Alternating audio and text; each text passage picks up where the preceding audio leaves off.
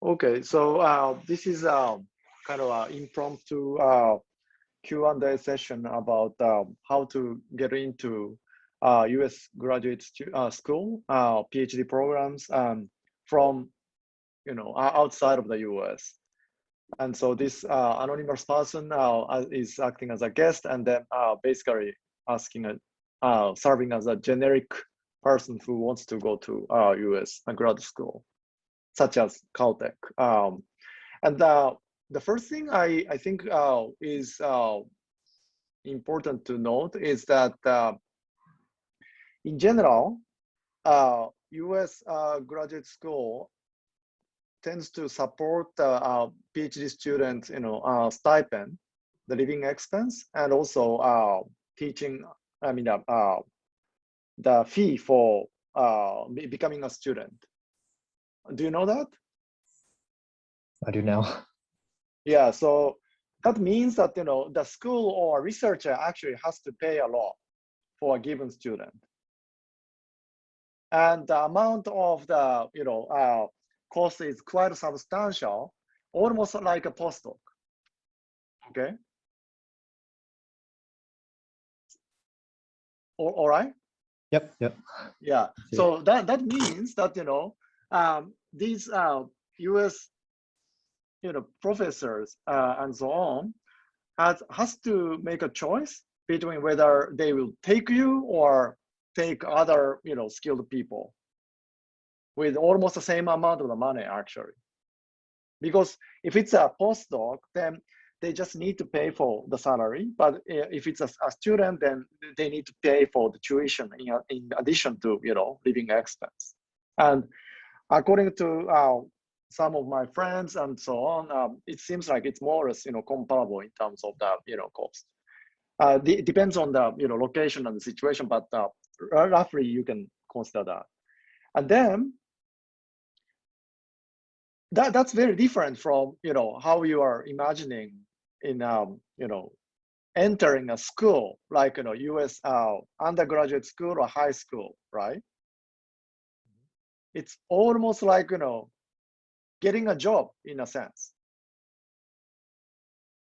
So if you haven't thought about going into the graduate school like getting a job, then that's something that you need to think about carefully.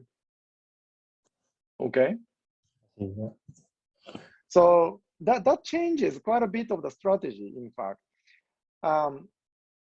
If you think that entrance to the PhD program is all about the school's achievement in terms of score in your test or GRE or TOEIC or whatever, that's completely wrong actually. Any company wants you not based on the skills, test scores, but based on your skills. And in particular, PhD program wants your sort of future goals and also your research skills as a person in a sense, right? Yeah. And one of the critical component that they look at is recommendation letters and also actual research experience. So it doesn't matter. I mean, at least you need to probably score quite high. But the more important thing is that the fact that they as a employer consider you as a highly promising person for them to work with you for the rest of 5 years of the PhD program. In the case of US, that's pretty standard, right? Yeah.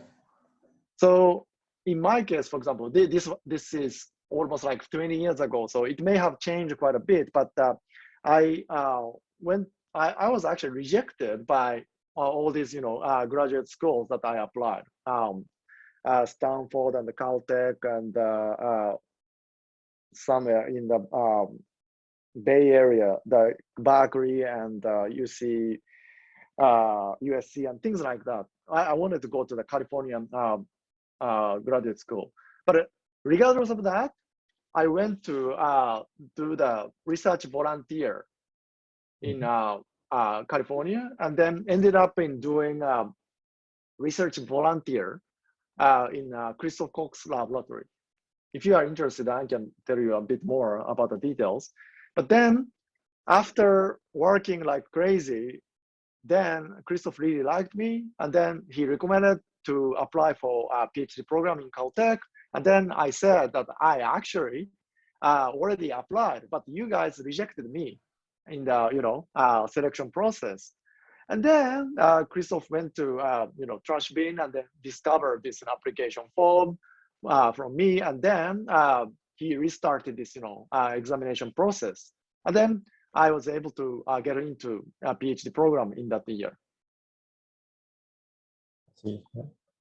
So this is not probably an exception of the story, but it's more like reflecting the actual process of this. In a sense, it's kind of internship based entrance to the program. And in fact, in my year in Caltech Computation Neural Systems program, there were, I think, 8 students, including myself, in that year. But except for me, 7 of them, I think probably 6 of them, had either master degree in other university, in other program, or already had working experience in the company for a couple of years.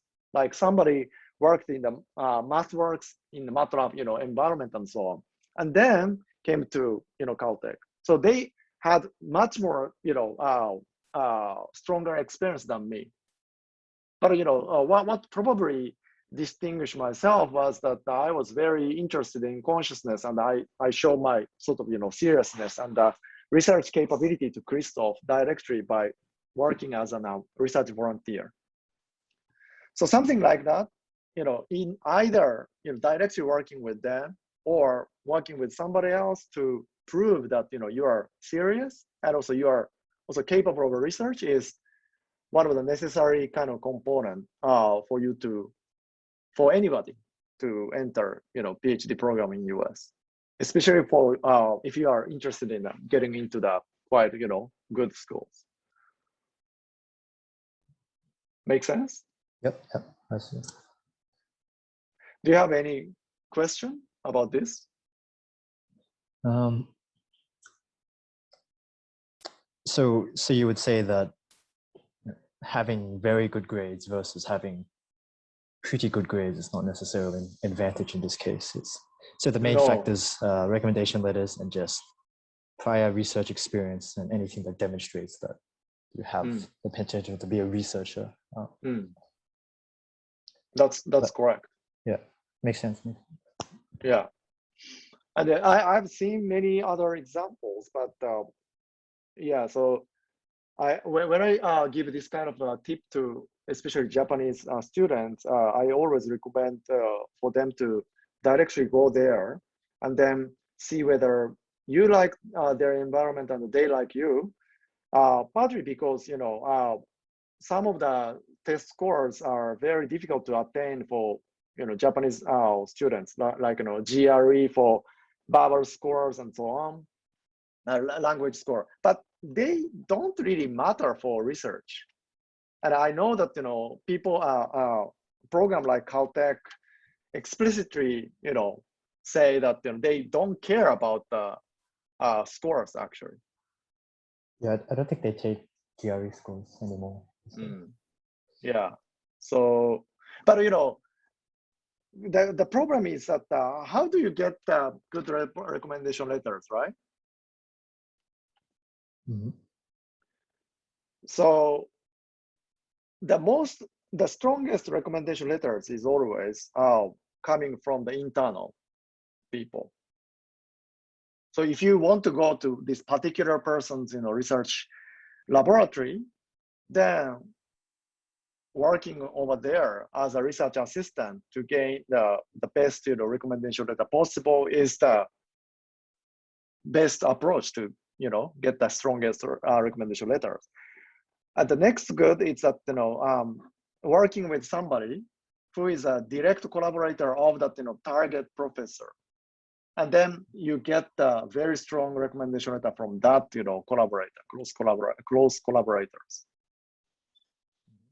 But if you are working on a completely different field, then it also doesn't make sense to get a very good recommendation letter from the completely different kind of field as well, right? So you need to think about what to work on as a research assistant, and then eventually, what is the goal of your PhD program? Not as a school or a program per se, but a specific person, specific project. So they're not even looking for like generic research skills. They want specifically for like that area that is relevant, research in that specific area. And then yeah, I actually don't know what it means to have a generic research skill. What's your idea of the generic research skill? I mean, maybe just like ability to generate novel ideas or something like that.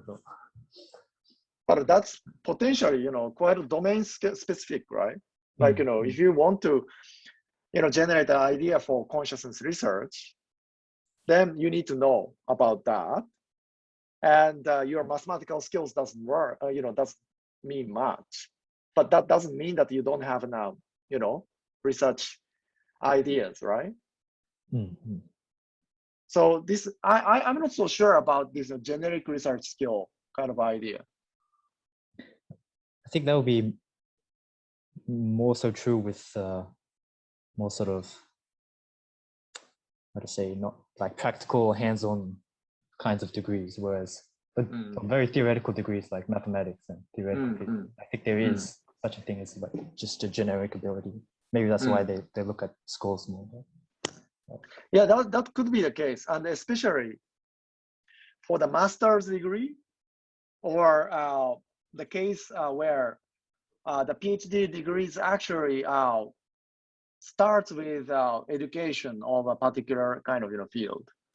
But if I remember correctly, Caltech CNS still has this first year of relatively minimum requirement of the 6 units, and then after that it's all about the research, right? For example, and many of the US PhD programs are also kind of like that. They have some kind of requirement of the lab rotations and also bit of the classes, but that's not really like a big thing. It's just like hurdle, minimum kind of requirement. It's more to do with the research skills. So, but depending on the field that you want to go, like if you want to go to the PhD program of the mathematics or physics, then it's likely that they have a very hardcore class requirements. But in the case of neuroscience or computational neuroscience or something like that, that's unlikely, I think. So one thing to mention about the sort of difference between Australian system and the US system is that this, the support for your PhD is either coming from government or school or professor. These kind of difference actually make a huge difference, in fact, and also duration of the PhD. So I don't know, you might have heard of Australian system, but in the case of Australia, especially if you're an Australian citizen, then you get a stipend and also scholarship, tuition fee waiver, both from the government pretty much. And that means that there is in fact some kind of generic evaluation process, right? Like your scores in the honors or your scores in some kind of test or record of the GPA and things like that matters a lot, because government can't make a distinction between whether you fit in this laboratory or not and so on. So if you're Australian citizen and if you want to go to PhD, then that actually matters more than going into US PhD program. But having said that, for example, in my lab, I would also value quite a bit about the fit with the lab or exactly what you want to do in a PhD. And I think there are also many more labs like that in Australia, because Australian PhD is quite short, 3 years plus a little bit, and similar to UK as well. So in these two countries, you really need to know what you want to do. And once it starts, it's really quick. So you can't really spend the first year to wander around what to do and just spend learning something and then start research from the second year. That's not possible. So in these countries, I also think that the prior research experience, either as a research volunteer or research assistant or something, is going to be critical, especially when you are trying to join some laboratory who is a bit competitive in terms of number of the PhD students they can take.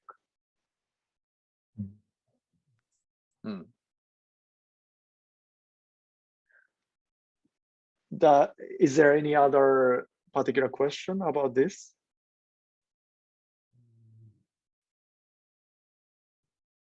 Not at the moment, no. Okay. Yeah, I think that probably would, this short, kind of Q&A might help some other people to think, who are thinking of applying for US graduate school. So that's, I think, helpful for other people. Thank you. Thank you.